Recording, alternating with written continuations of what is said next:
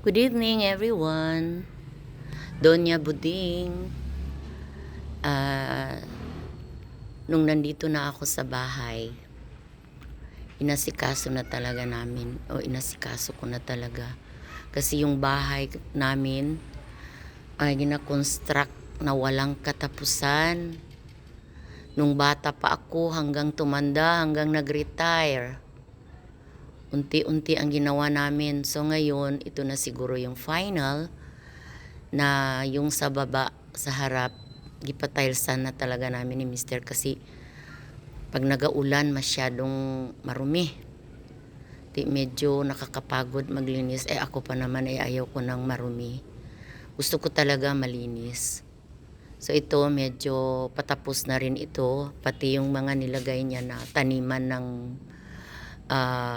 bulaklak. Pinasara ko kasi marumi. Lagyan ko na lang ng tiles. Pagkatapos kung may bulaklak, ipatong na lang sa may paso. May niyog pa na nakatindig na dalawa na ayaw talaga niyang ipaputol. So, eto. Tapos yung dating tindahan, nung bata-bata pa ako, nagpagawa ako ng tindahan. Alaman naman ninyo ako, si Donya Buding, mahilig magnegosyo. So, ngayon, pinaayos niya at ginawa niya pang second floor. Ayan o. May hagdanan paakyat. Sa first floor, lalagyan niya ng kanyang mga tools. Ang dami niyang tools. Para na rin siyang hardware. At, yan. Ginawa niya ito ng second floor. At ito yung hagdanan. Ano niya kanina, tinapakan ng pusa. Gago talaga pusa. So yan, tapos pinatiles na yung second floor. At para siguro continuous papunta doon sa aming second floor, doon sa may mga malawak na parang playground namin, pinalagyan niya ng tulay.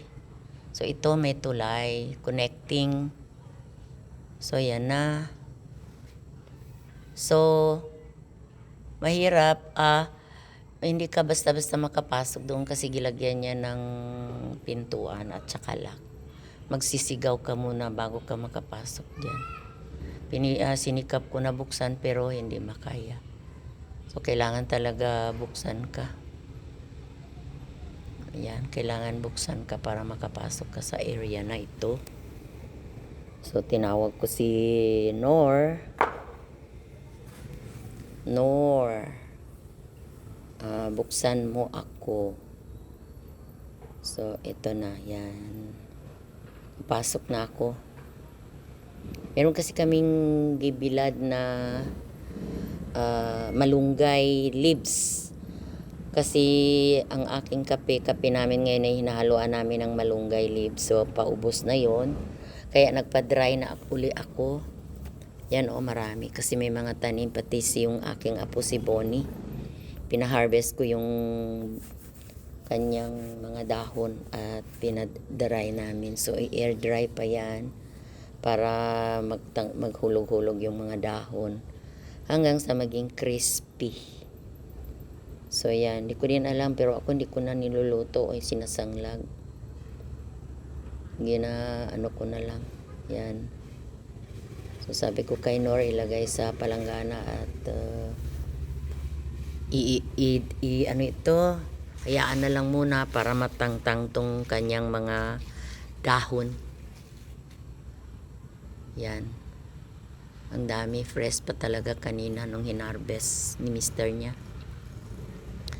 Ay sabi ko magtanim kayo ng mga ng mga malunggay doon sa isang homelat ko, kaya doon sila nakatira. So yan. So ngayon pinakuha ko siya. So ang plano namin ngayon kaya ako umakyat ay maglinis. Maglinis kami kasi nga tapos na. Ang hindi na lang tapos yung atip doon sa taas kasi wala pa sang kisame at pinta. Medyo mataas kasi kaya mahirap. Yan. Doon sa taas hindi pa masyado fully furnished doon. Yan. So, malinis na guys. Nakalinis na kami. Okay na siya talaga. Maayos na. Andyan pa yung sampayan ng mga trapo. Iniwan ko lang muna dyan para later on alisin din. Kasi mainit masyado dito kung araw. Pwede namin gawing palasampayan kung nagalaba. Kasi doon sa baba, sa may garage, medyo limitado ang area doon. Hindi masyado, hindi masyado mataas ang malawak. Tsaka maraming may lilim ba, hindi mainitan ng mabuti. Yan. So, yan na. Medyo patapos na rin itong aming area.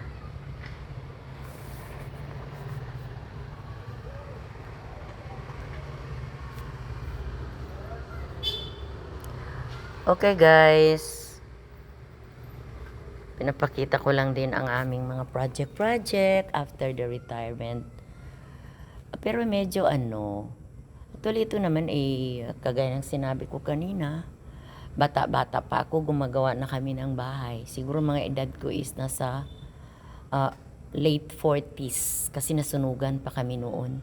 Sunog lahat yung sa baba namin. So mga late 40s, tuloy-tuloy.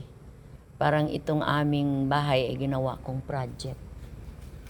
Ginawa ko siyang estudyante. Di ba ang estudyante, pag may tuition, kailangan mag-provide ka ng pangbayad ng tuition. So yung tuition, materials, labor, kaya yan ang development niya. Pero at least, bago kami mag-retire, si Mr., bago mag-retire, okay na. Problema, mahirapan kaming libutin. So dapat everyday may schedule kung saan ako. Pero actually, araw-araw nililibot ko siya. May dala akong maliit na walis. Kaya kung may makita akong alikabok, ginawalisan ko na agad. Kasi hindi mo siya agad mabalikan, lalo na kung pagod ka na. So, itong area na ito, marami nilagyan ni Mr. ko ng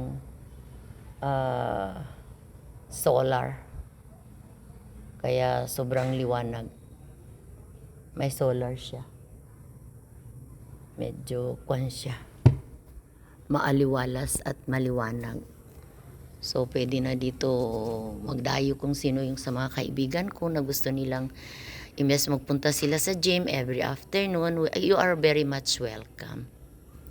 Free naman. Basta may kalaban lang kayo. No? Kasi siguro pamud-mud lang kasi ako Pagka medyo nasa mood, akyat ako. At maglaro kami ng aking mga heroes. Andito kasi sa bahay, yung aking ampon na si Chichi, nagtatrabaho na rin, kaya gabi lang ang oras niya at umaga. At yung aking pamangkin na si Bata, ito yung kasama-sama ko, at saka yung asawa ni Bonnie, dito ko sila pinapa-stay kung araw. Tapos, ang anak niya. Tapos kasi itong si Che, may kapatid.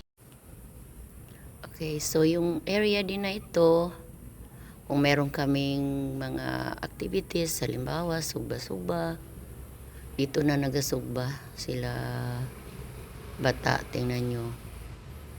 Nagasugba siya ng barilis. Yan. Maganda kasi ang area, tawhay, kagang mga usok, hindi magkuan. So, dito siya. Kasi si Mr. ko mahilig siya sa sugba. Paborito niya gidya bariles kag bangus. So, ngayong araw magsugba kami ng bariles. So, hanggang dito lang mga kaibigan. Sana you enjoy watching. Lingaw lang ni. Thank you very much.